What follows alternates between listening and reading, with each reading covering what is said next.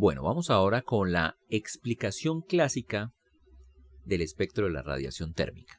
Entonces, con la explicación clásica, ¿a qué nos estamos refiriendo? A las teorías anteriores más o menos al 1900. ¿De qué estamos hablando? De la teoría del electromagnetismo de Maxwell, es decir, las 4 ecuaciones de Maxwell, que dan lugar a las ondas electromagnéticas. A eso nos referimos con teoría clásica, y también a la mecánica de Newton. Bueno, aquí además de esas dos cosas, de esas dos teorías clásicas, nos vamos a referir a otra. Esta recibe el nombre de termodinámica estadística, pero antes de entrar en esa materia vamos a resumir un poco lo que llevábamos hasta el momento. Entonces tenemos un objeto a una temperatura T. Les recordaba que objetos que se estudian en física tienden a ser objetos en equilibrio termodinámico porque son mucho más fáciles de analizar.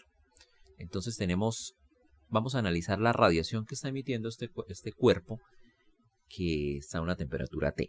Entonces ponemos acá, damos una especie de filtro, una abertura. Acá ponemos un prisma, como les comentaba. Entonces el prisma lo que hace es descomponer esta luz que viene compuesta de muchas frecuencias. Y aquí obtenemos, para cada ángulo obtenemos una, como veíamos allá en la simulación, ¿no? ¿Qué se obtiene experimentalmente? Entonces experimentalmente obtenemos esto de aquí. Esto es I de lambda, ¿no? Si ustedes recuerdan, entonces es una cantidad que en algunos libros lo llaman radiancia, espectro de potencia, etc. Pero las unidades están muy claras, ¿no? Son unidades de vatios, que son potencia, por metro cuadrado por longitud de onda, ¿no?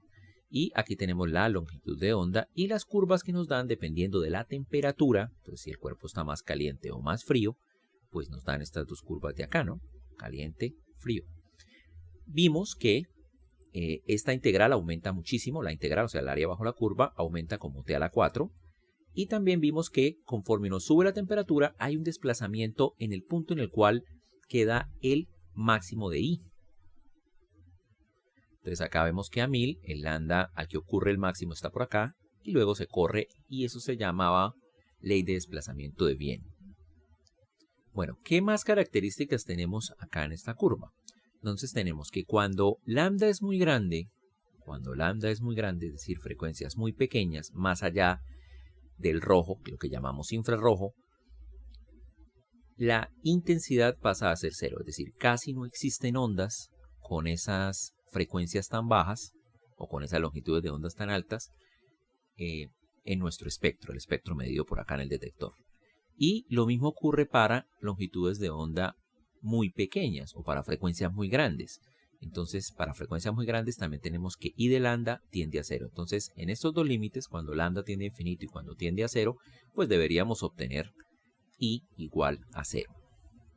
Bueno, entonces el primer intento de explicación obviamente fue una explicación clásica con las teorías que se tenían hasta el momento. Entonces, ¿qué se hace en física cuando se hace un experimento? Pues se toman las teorías y con las teorías se desarrollan los cálculos y los cálculos arrojan unos resultados. Estos resultados se comparan con los resultados experimentales. Entonces, en este caso específico, se utilizaron dos teorías. La teoría electromagnética, o sea, el electromagnetismo que conocemos, las ecuaciones de Maxwell, y además de eso, utilizamos otra teoría de la época que es la termodinámica estadística, mecánica estadística o simplemente termodinámica.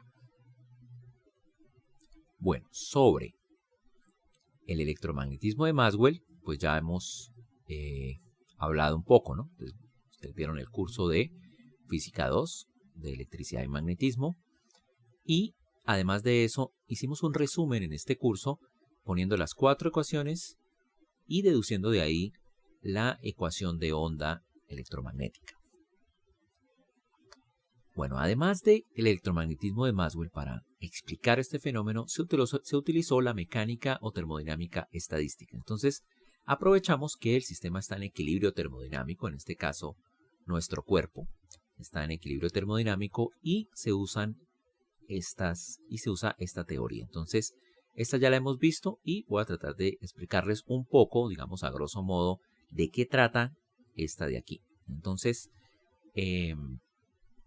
la termodinámica es, digamos que, una ciencia que estudia cuerpos en equilibrio, cuerpos al que les podemos asignar, por ejemplo, una temperatura. Entonces, cuerpos por los que no está fluyendo, por ejemplo, energía, y son cuerpos que son estables en el tiempo, de cierta manera. Hubo un tiempo en el que la termodinámica pues tenía sus propias leyes que ahora entendemos como leyes macroscópicas. ¿Por qué?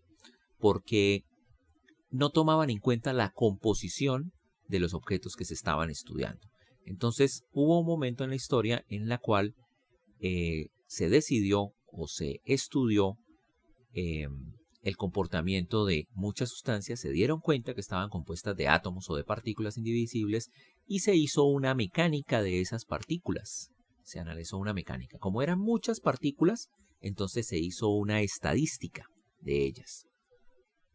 Entonces, esta mecánica estadística toma valores promedios, por ejemplo, de la velocidad de las partículas, toma valores promedios de las cantidades, temperatura media, volumen medio, etcétera, densidad media.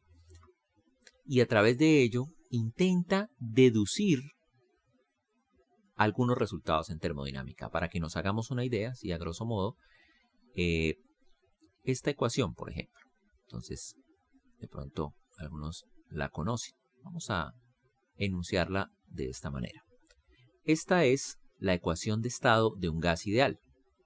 ¿Qué significa? Entonces aquí P es la presión, B es el volumen, N es el número de partículas, K es una constante llamada constante de Boltzmann, que ya les digo cuánto, más adelante les diré cuánto vale, y la temperatura T.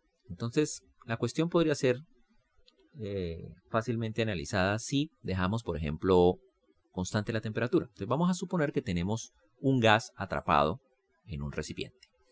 Entonces, supongamos que T es constante, la temperatura, no sé, 40 grados, 30 grados, como sea.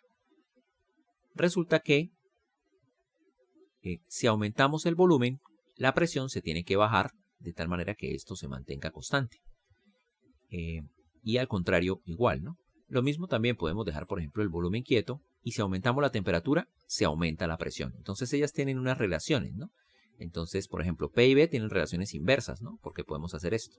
P es igual a NKT dividido entre B. Entonces, si B aumenta, P disminuye. Eso tiene sentido, ¿no? Si uno aumenta un recipiente, se disminuye la presión. Si uno aumenta la temperatura, hace que la presión aumente. Entonces, ¿qué pasa desde el punto de la mecánica estadística? Que para nosotros T en mecánica estadística será una medida de la velocidad media de las partículas. Y es obvio que si la velocidad media de las partículas aumenta, es lógico que aumente la presión. Entonces la mecánica estadística tiene unos métodos matemáticos, no los han estudiado. En la carrera son métodos que se ven más que todo en física. Y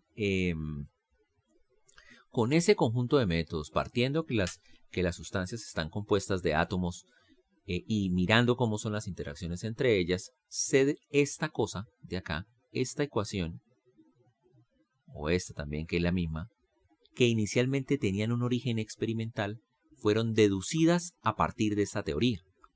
Entonces, de nuevo, teníamos un gas y el gas se comportaba de esta manera. Uno medía P, B y T y tenía un comportamiento de este estilo. Cuando dejaba T constante y aumentaba P, B disminuía, por ejemplo. Entonces, esta expresión se logró sacar de un experimento, así como este, ¿no? En mecánica estadística se arranca de otros supuestos y se llega a la conclusión matemáticamente de esta expresión. Entonces se llega por otro lado, se llega desde un punto de vista teórico. Entonces, así como el electromagnetismo de Maxwell era muy exitoso, la mecánica estadística también era muy, muy exitosa. Entonces, esas dos teorías se utilizaron para analizar la radiación térmica. Bueno, usando estas dos teorías y llevando a cabo los cálculos, que son bastante complejos y no los vamos a ver, entonces se obtuvo el siguiente resultado. Entonces, esto es I, que depende de lambda. Entonces, ¿qué tiene que hacer la teoría? Tratar de deducir una expresión para esta curva de acá.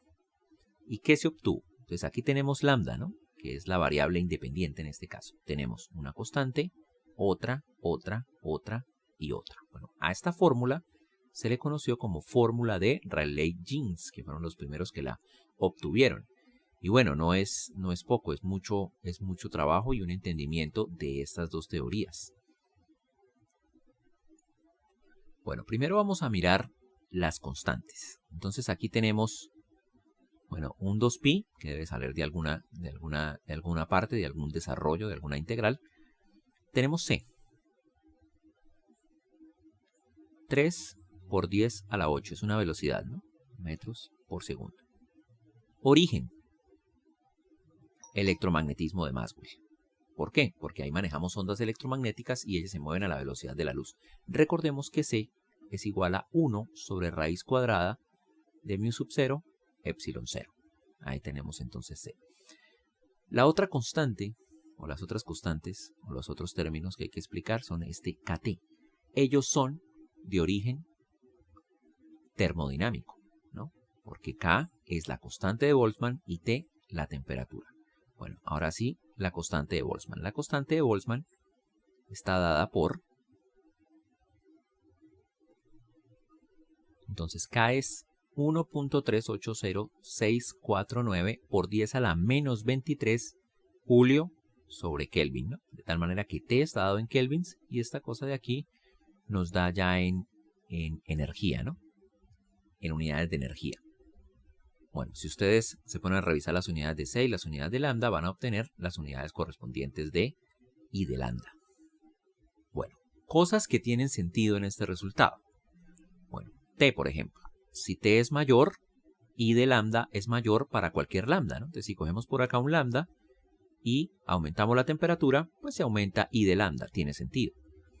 Ahora, vamos a revisar la dependencia en lambda. Cuando lambda es grande, I tiene que ser 0. Entonces aquí tenemos constante, constante, constante y constante, porque estamos dibujando I de lambda, ¿no? T acá es constante. Cuando cambiamos T es cuando se nos cambia la I de lambda, ¿no?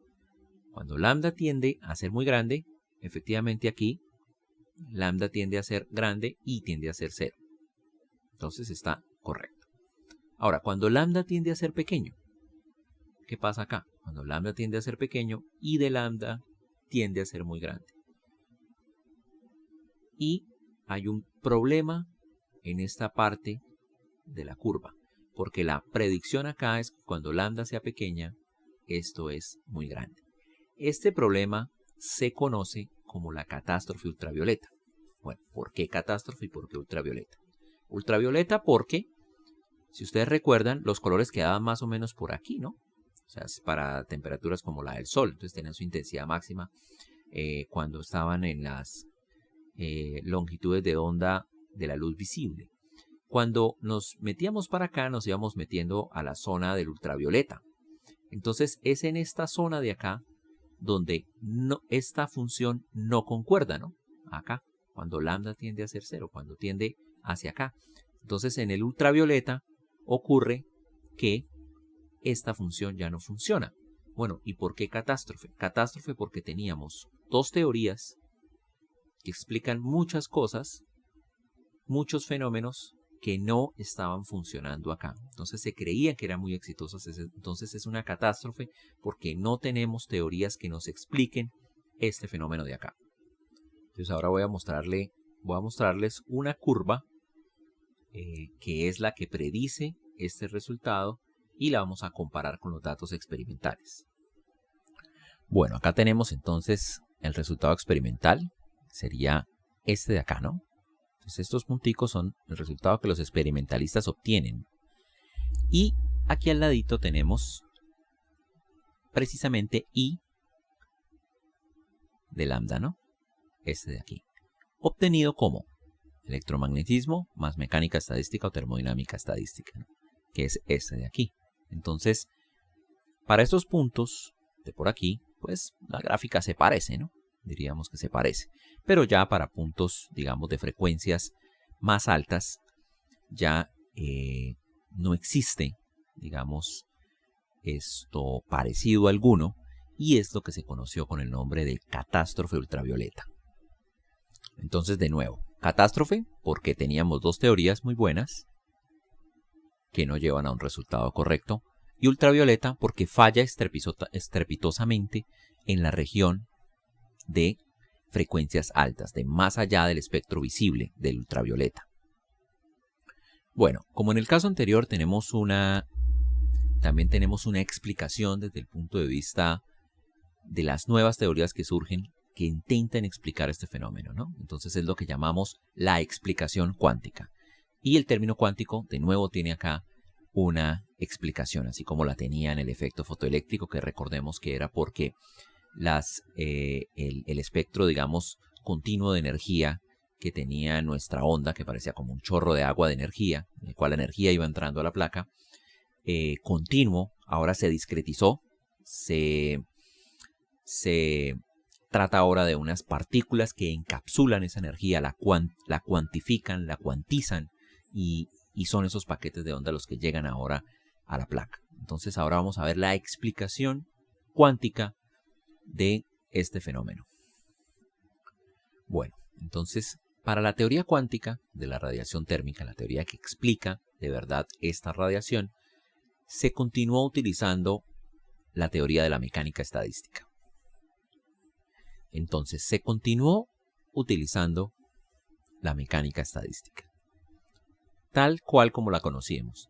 La que dedujo cómo era la ecuación de estado en un gas ideal se continuó utilizando, ¿no? La mecánica estadística o termodinámica estadística.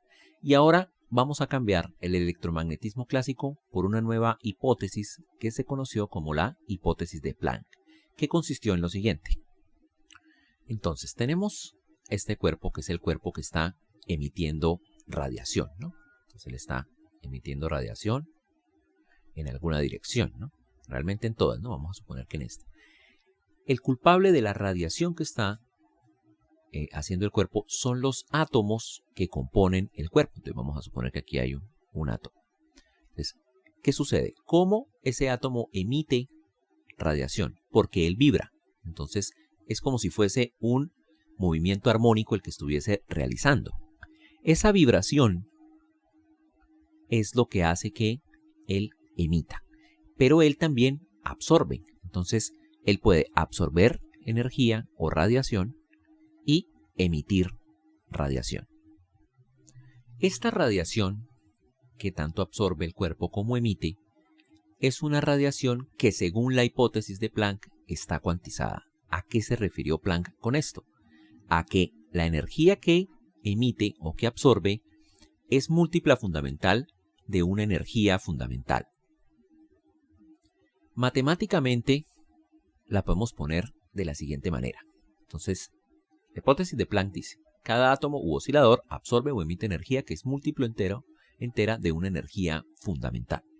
Entonces, esa energía, vamos a ponerle un subíndice n, es igual a n por una energía fundamental. Esta E es la energía fundamental.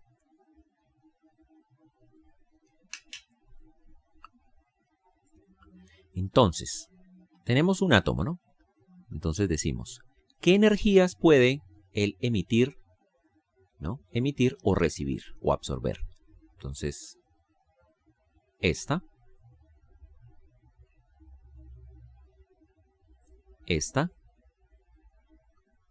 vamos a hacer bien aquí la E, esta,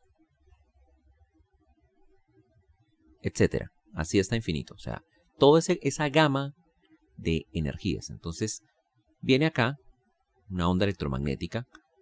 El átomo absorbe esa energía, pero el átomo absorbe esa energía solamente si esa energía es E, 2E, 3E, 4E, etc.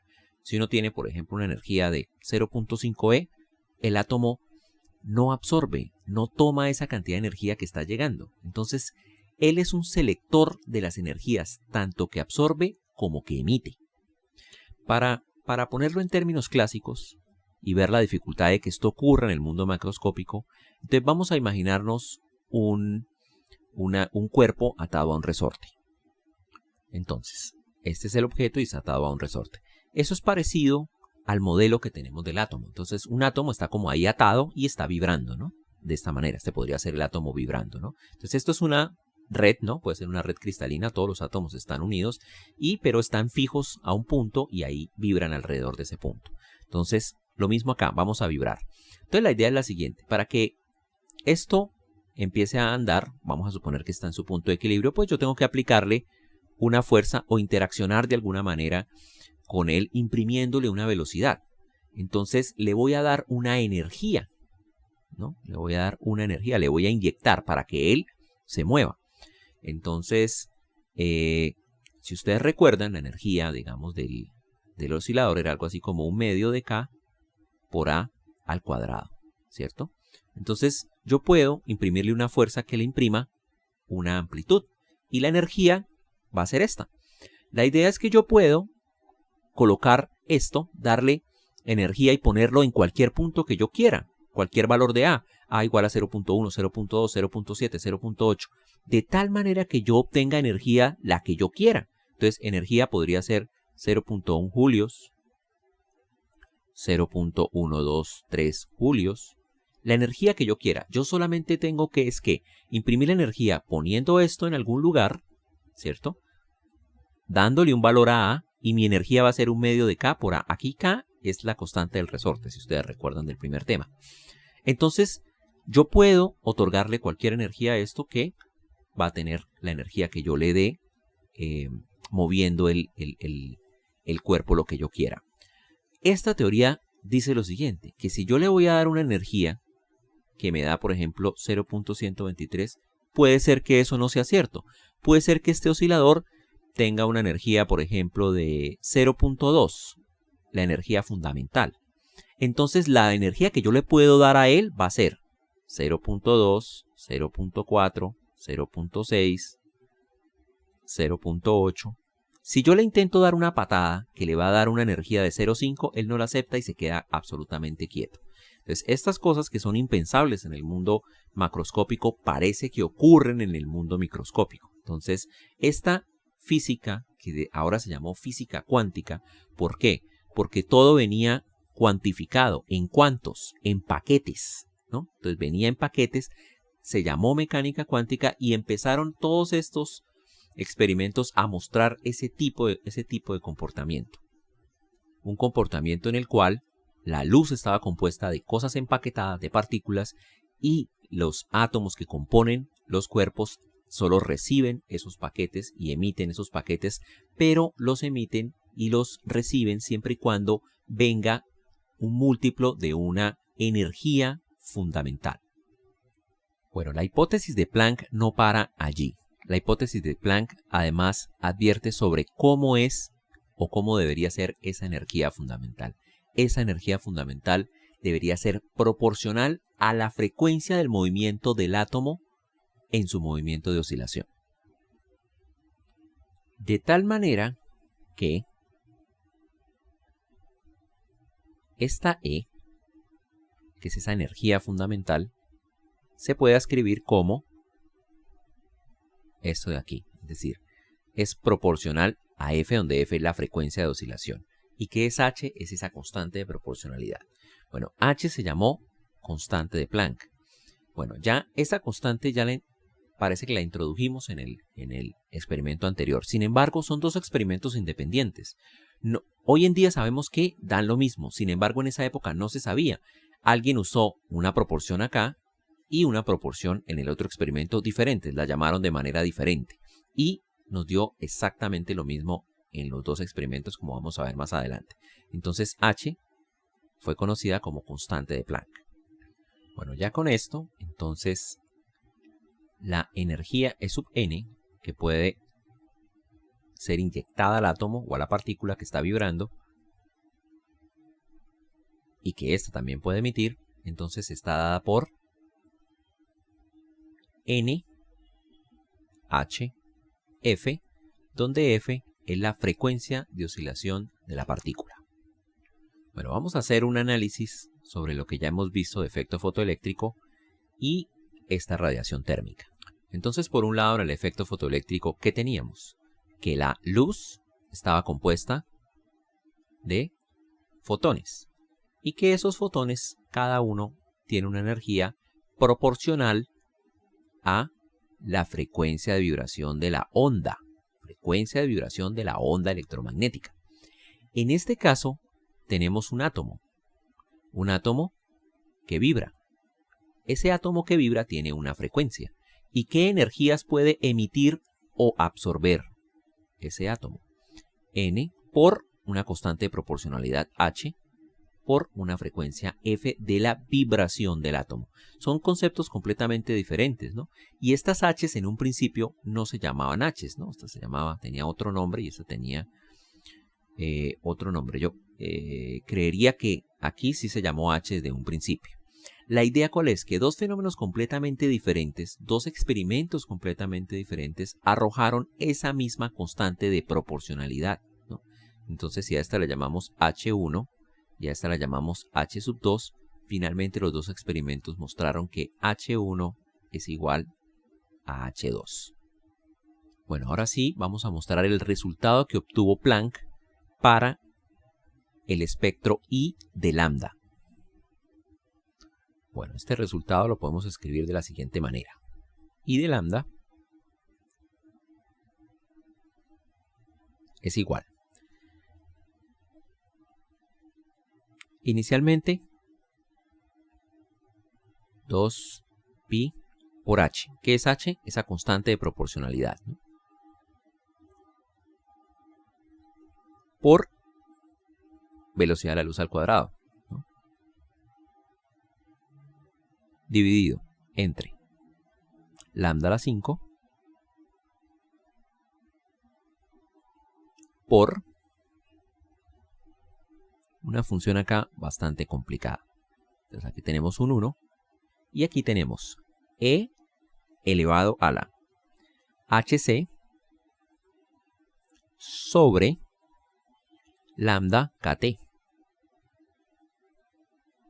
Entonces esto es e, el número de Euler, hc sobre lambda kt. C, velocidad de la luz, h, esa constante de proporcionalidad. Y acá le quitamos un 1. La idea ahora es comparar esta expresión de acá, esta I de lambda, con los resultados experimentales, es decir, que la curva sea exactamente esta. Acá tenemos entonces nuestra intensidad como función de lambda, que es toda esta función complicada que aparece acá, y aquí tenemos nuestra curva. Entonces, ¿cómo saber que realmente esta curva obedece a este tipo de curvas experimentales? Bueno, para empezar, para dibujar esta curva de acá, necesitamos conocer todos los valores. Entonces tenemos acá pi, tenemos aquí h, c, bueno, lambda es la variable que vamos a dibujar, tenemos aquí hc, k, t, y estos dos valores son valores numéricos, ¿no? 1 y 1.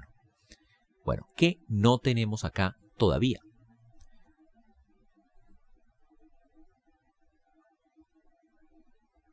Este valor. Entonces, ¿ese valor de dónde surge? Recordemos.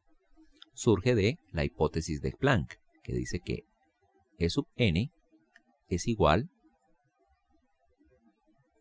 a n h f. HF era esa energía fundamental. Lo que Planck propone es simplemente que esa E es proporcional a la frecuencia de vibración de la partícula del átomo que está emitiendo o recibiendo la radiación. Y esa H de acá, esa constante de Planck, no está dada de primeros principios, no nos las dice nadie. Entonces dejamos I en función de H. Bueno, aquí T es la temperatura que se escoge, ¿no? Dependiendo de lo que uno quiera verificar. O sea, si el cuerpo está a 1000, a 1200, a la temperatura que sea, cambia uno el número acá. Entonces, I queda determinada cuando uno escoge T. Pero lo que no tenemos es el valor de H. Entonces, antes de dibujar esta curva, podemos obtener el valor de H. Bueno, además de obtener el valor de H, primero miremos lo siguiente, que en los límites, cuando lambda tiende a infinito y a 0, la función tienda a 0. Estos límites son fácilmente evaluables de acá y pues no lo voy a hacer explícitamente. Pero si ustedes hacen el límite cuando lambda tiende a 0 o lambda tiende a infinito, la función I de lambda les da 0, independiente de los valores que tengamos aquí, así no conozcamos h. Bueno, ¿de qué manera vamos a ubicar o obtener el valor de h? Entonces, tenemos que I, la intensidad total, es igual a la integral entre 0 e infinito de I de lambda por d lambda. Si ustedes recuerdan, experimentalmente hablando, esto daba sigma por t a la 4, donde el valor de sigma, recordemos acá, es igual a 5.67037 por 10 a la menos 8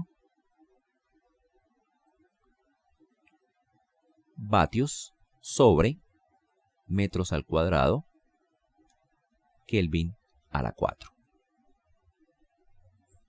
Entonces, ¿qué vamos a hacer acá? Vamos a tomar esta expresión de acá, vamos a hacer esta integral y vamos a obtener una expresión que debe ser muy parecida a esta, es decir, nos debe salir una constante por un lado y un t a la 4 por el otro. Como conocemos esta constante, esperamos que el número que nos salga acá de la integral sea función de h y con él podremos despejar h. De esta manera ajustamos el valor de h. Entonces h, que era en principio una constante desconocida, la ajustamos vía experimento. Después la podemos incluir acá, dibujarla y efectivamente obtener una curva de estas. Entonces vamos a realizar la integral. Bueno, aquí tenemos nuestra integral. Bueno, esta integral la vamos a hacer sencillamente haciendo una sustitución y conociendo una integral. Es decir, conocemos el valor de cierta integral y vamos a hacer un cambio de variable acá y usamos el valor de esa integral conocida. La integral conocida es la siguiente. La integral de 0 a infinito de x al cubo dividido entre e a la x menos 1 por dx es igual a pi a la 4 dividido en 15. Entonces, esta integral, que ya es una integral conocida, ya resuelta, nos da pi a la 4 sobre 15. La idea es adaptar esta integral a esta. Entonces, vamos a ver. Se parece un poco inicialmente porque tenemos un e a la algo menos 1, aquí tenemos e a la x menos 1, pero arriba nos hace falta un x a la 5 y lo que tenemos acá es un lambda a la 5. Pero si ustedes observan bien, tenemos un lambda por aquí. Entonces vamos a definir x como hc sobre lambda kt. Y vamos a derivar, ¿no? Entonces tenemos que dx es igual a menos, derivando con respecto a lambda, hc dividido entre lambda cuadrado por k por t. Y esto multiplicado por d lambda. Bueno, aquí podemos despejar d lambda. Aquí quedaría así, ¿no? D lambda es igual a menos lambda cuadrado k por t dividido entre h por c por dx. Y ya podemos reemplazar todo esto acá.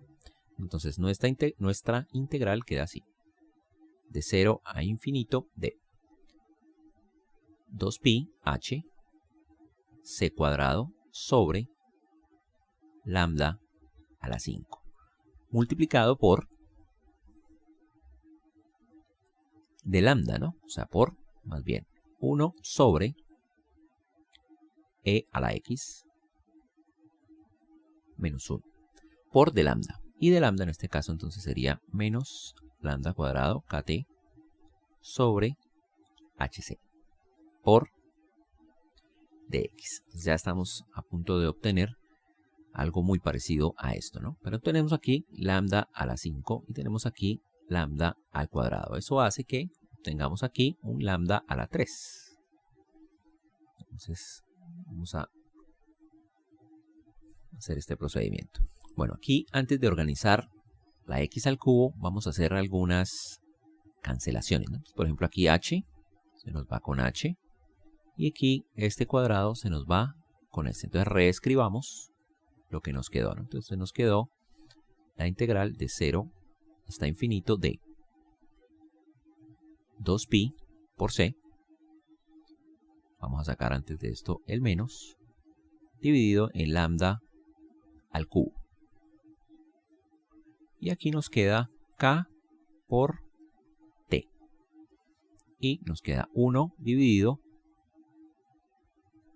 entre e a la x menos 1 por dx. Bueno, no he hecho el cambio de variable acá, ¿no? Entonces vamos a hacerlo. Y hagámoslo de paso en ambas integrales, ¿no? Que era como veníamos. Entonces x es igual a h c sobre lambda kt. Cuando lambda tiende a 0, x tiende a infinito. Entonces tenemos lo siguiente. Pero cuando lambda tiende a infinito, x tiende a 0. Entonces cambiamos este límite de arriba. Y los límites de abajo pues quedan iguales a los límites de arriba, intercambiados. Así de esta manera, ¿no? Bueno, entonces podemos continuar. Bueno, vamos a ver qué es x al cubo. X al cubo es h al cubo, c al cubo, sobre lambda al cubo, k al cubo, t al cubo. Entonces lo que vamos a hacer acá es multiplicar arriba y abajo por algunas constantes de tal manera que nos salga el x al cubo. Entonces tenemos lo siguiente. Esto es igual a la integral de infinito a 0. Es la integral de menos 0 a infinito. Y con eso cancelamos este menos de acá. Entonces, ¿cómo cancelamos este menos? Cambiamos las variables de integración. Ahí nos sale un menos 1 que cancelamos con este. Entonces quedamos en menos 2pi c sobre lambda al cubo por kt. Bueno, ¿qué tenemos que lograr acá? Tenemos que lograr un x al cubo. Ya tenemos lambda al cubo y tenemos k al cubo abajo, t al cubo abajo, h al cubo y c al cubo. Entonces hacemos lo siguiente. Vamos a multiplicar por abajo por x al cubo, t al cubo y arriba por h al cubo, c al cubo. ¿Qué vamos a obtener ahí entonces? Lambda al cubo, k al cubo, t al cubo, h al cubo, c al cubo. Pero multiplicamos por esto, tenemos que dividir por lo mismo. Entonces nos queda k al cubo, t al cubo sobre h al cubo, c al cubo. Y multiplicamos por e a la x menos 1 por dx. Y tenemos aquí que esto de acá, y estoy encerrando, equivale a x al cubo. Aquí, hizo falta borrar aquí nuestro menos. Entonces, casi me equivoco, pero no. Y vamos entonces a continuar. Tenemos que sacar esto afuera, ¿no? Entonces tenemos 2pi c. kt tenemos acá. Aquí tenemos k al cubo. Entonces nos queda k a la 4. T a la 4. Dividido entre h al cubo, c al cubo. Entonces finalmente acá nos queda c al cuadrado por acá, ¿no? Y ahora sí la integral de 0 a infinito de x al cubo dividido entre e a la x menos 1 por dx. Y usando la integral conocida, vamos a revisarla de nuevo. Esta integral nos da pi a la 4 sobre 15. Entonces obtenemos lo siguiente. 2pi k a la 4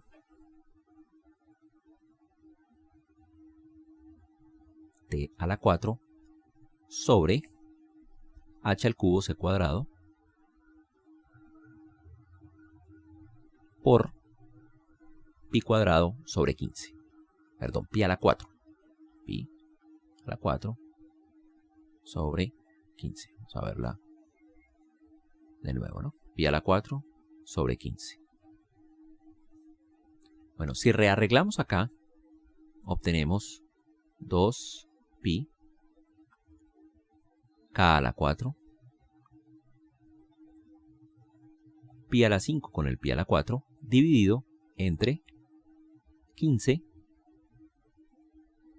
c cuadrado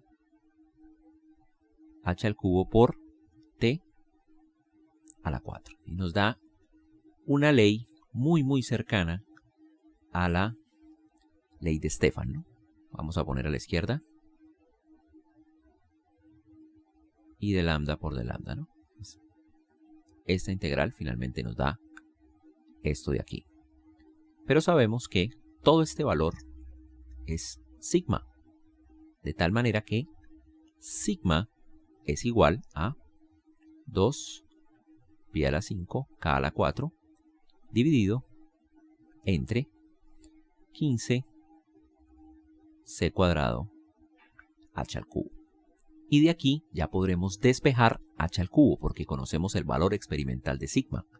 Entonces h nos queda como 2 pi a la 5 k a la 4 dividido entre 15 c cuadrado por sigma elevado a la 1/3 o raíz cúbica de esto. Y esto es aproximadamente 6.56 por 10 a la menos 34 julios segundo. Esto lo pueden verificar. Aquí la verificación no es tan sencilla en calculadora. Tienen que tener mucho cuidado porque tenemos valores de los exponentes muy grandes. Esto hace que la calculadora asuma que cosas como 1 por 10 a la menos 90 es 0. Entonces les va a dar aproximadamente 0. Entonces tenemos que hacer un cálculo tal vez mixto, ¿no? Lo que sea con exponente lo hacemos a mano y lo que sea con, digamos, dividir un decimal entre otros lo podemos hacer con calculadora si los decimales son pequeños. Bueno, lo increíble acá en este caso es que Planck hizo una hipótesis sobre cómo deberían ser las energías. Entonces, para empezar, obtuvo una función que parece que concuerda con la función experimental. Y lo siguiente, y tal vez más profundo, es que esta constante dio exactamente o muy cerca a la constante que se postuló también y que viene del experimento del efecto fotoeléctrico.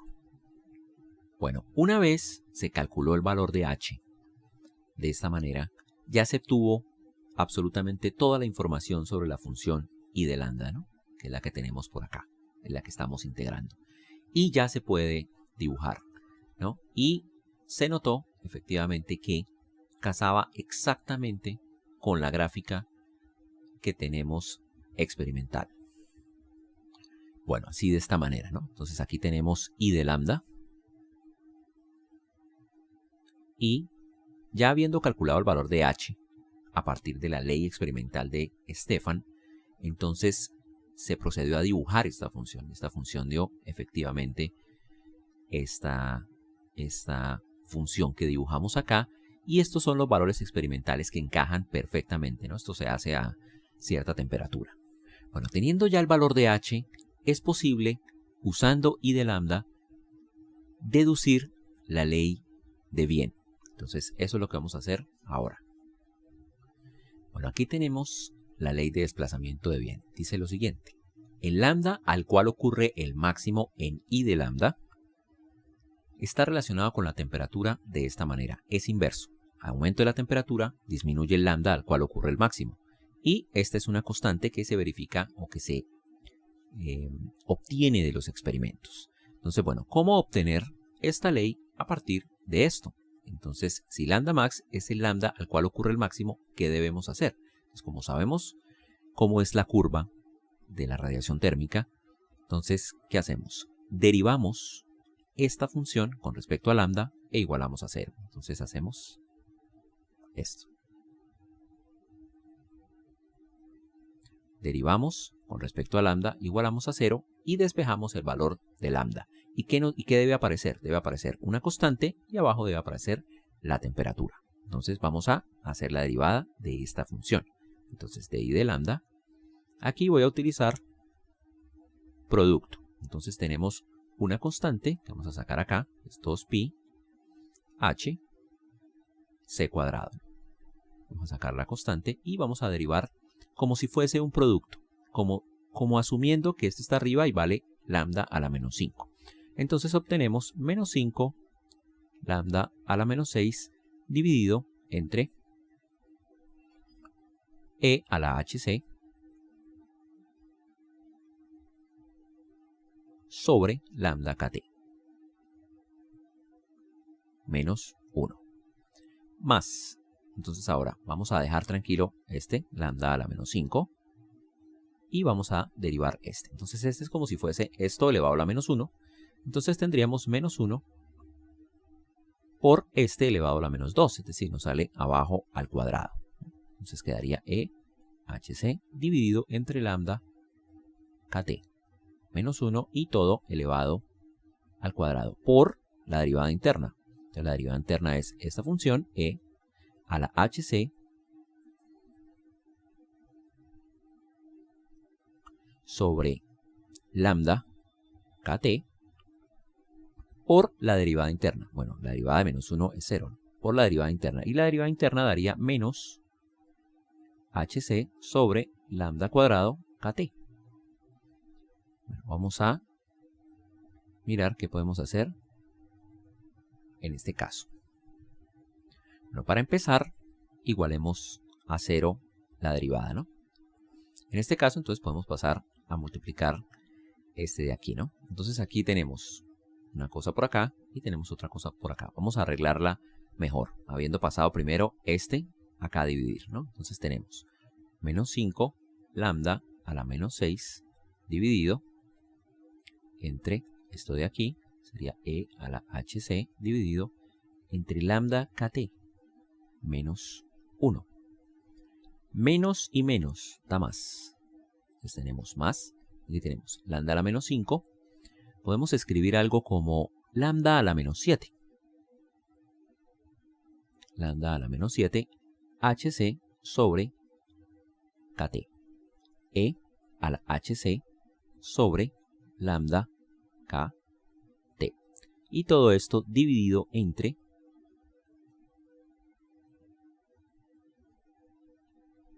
este de aquí, e hc lambda kt menos 1 al cuadrado, y eso es igual a 0.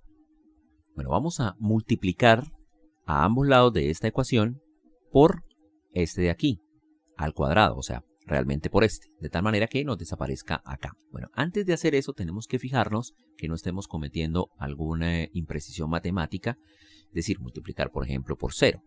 Bueno, ¿cuándo esto es igual a 0, por ejemplo? Cuando lambda tiende a infinito, ¿no? Cuando tiende a infinito, aquí el denominador tiende a infinito.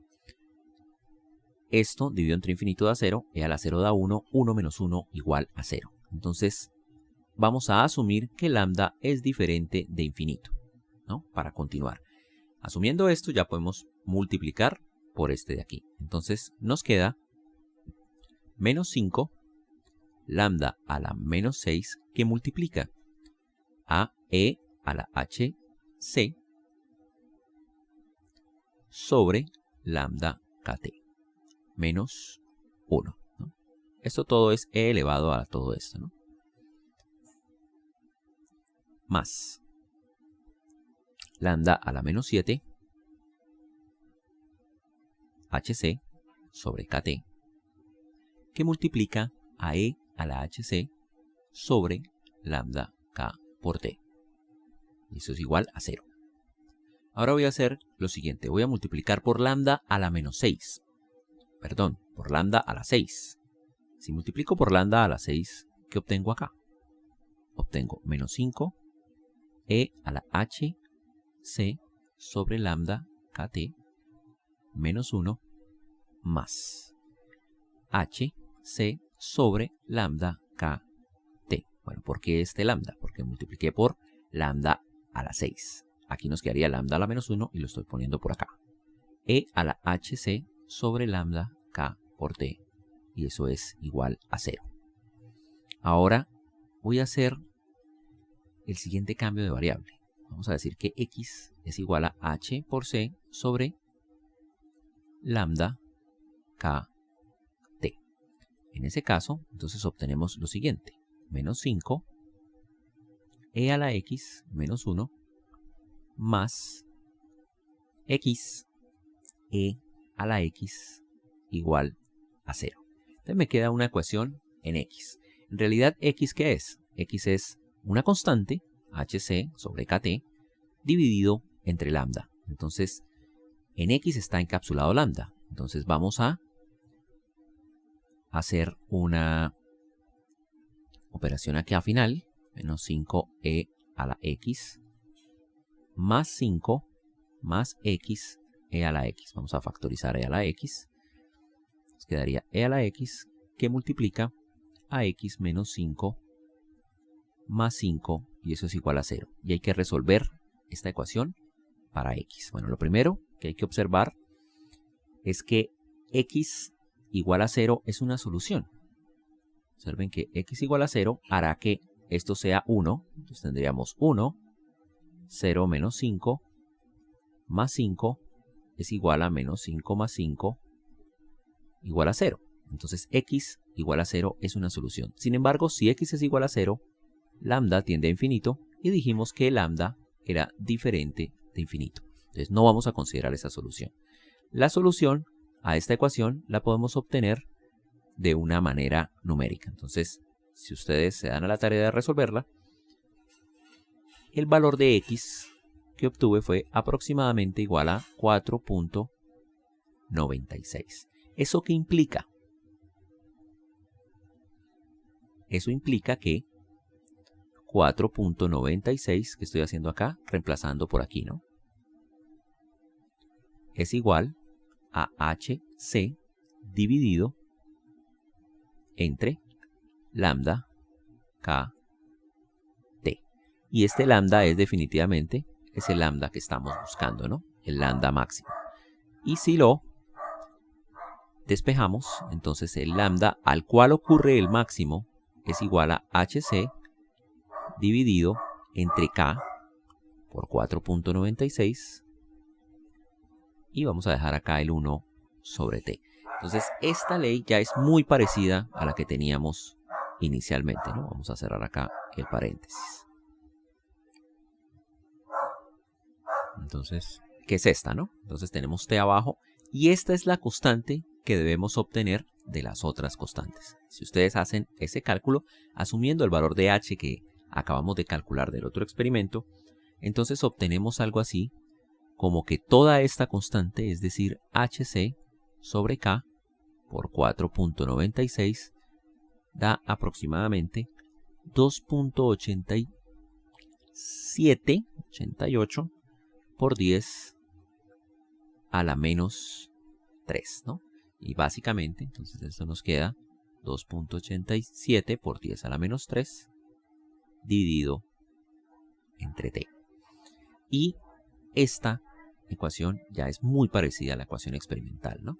Que sería esta de aquí. Entonces, a partir de esta función, ya conociendo el valor de H, que capturamos a partir de la ley de Stefan, podemos obtener esta ley de acá. Una pregunta que cabe acá es si podemos arrancar de esta ley y obtener el valor de H y obtener después la ley de Stefan, ¿no? Porque tenemos aquí que esta constante ya la conocemos experimentalmente. No la deducimos, sino que lo que deducimos de esta ecuación es el valor de H. Entonces, obtenemos el valor de H a partir de la ecuación no con el 2.87, sino con el valor experimental correcto. Capturamos H y ya tenemos H y podemos deducir la ley de Stefan. Entonces, bueno, hasta aquí dejamos lo de la radiación térmica y para hacer un resumen, entonces inicialmente teníamos un cuerpo. El cuerpo estaba en equilibrio termodinámico. Él emitía un patrón de radiación que sabemos experimentalmente cómo es. Entonces deducimos el espectro experimentalmente, ¿no? Es decir, lo obtenemos de un experimento y a partir de ahí utilizamos las teorías clásicas para tratar de obtener ese espectro. Resulta que nos da un fenómeno de catástrofe, es decir, nuestras teorías no sirven para describir ese fenómeno. Entonces debemos cambiar alguna de las teorías para obtener ahora sí el resultado que muestran los experimentos. Entonces pasemos ahora finalmente a efecto Compton.